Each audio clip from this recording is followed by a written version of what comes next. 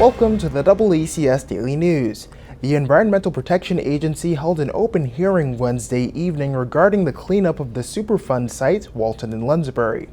Walton and Lonsbury was a chromium plating facility off of North Avenue from 1940 to 2007 that discharged a number of chemicals into the surrounding area during their operation.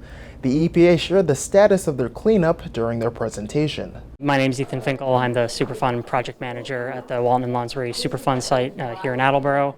So tonight EPA was presenting its proposed cleanup for the Walton site, which had many years of contamination in the soil and groundwater, as well as surface water. So the primary contaminants are chromium, and in particular hexavalent chromium, which we see is much more toxic and more mobile than its alternative trivalent chromium. So the idea is by reducing the toxicity of hexavalent chromium with this reactive media, will reduce it to trivalent chromium, which is much less toxic, both to human health and the environment. So we're presenting alternatives to address the issues at the Walton and Lonsbury property itself, dealing with contaminated soil, which we will be proposing to excavate, as well as treating a portion of the groundwater at that property.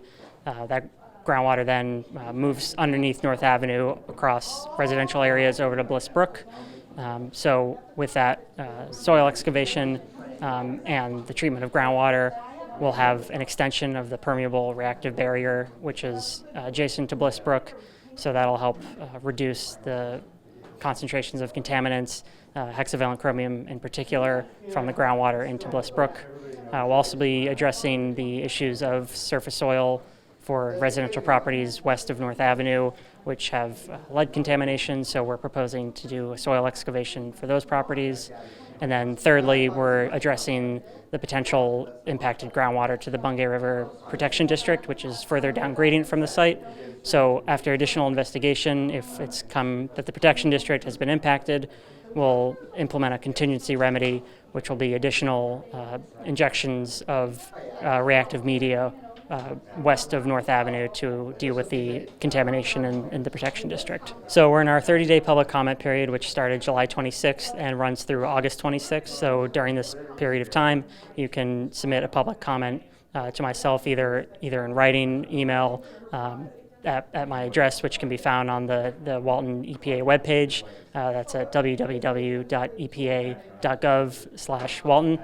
So after we receive public comments on our proposed plan that we presented this evening, we'll document those comments and respond to them formally in what we call a responsiveness summary. That's included in a record of decision document, which finalizes and memorializes the cleanup plan based on comments from the public and the state.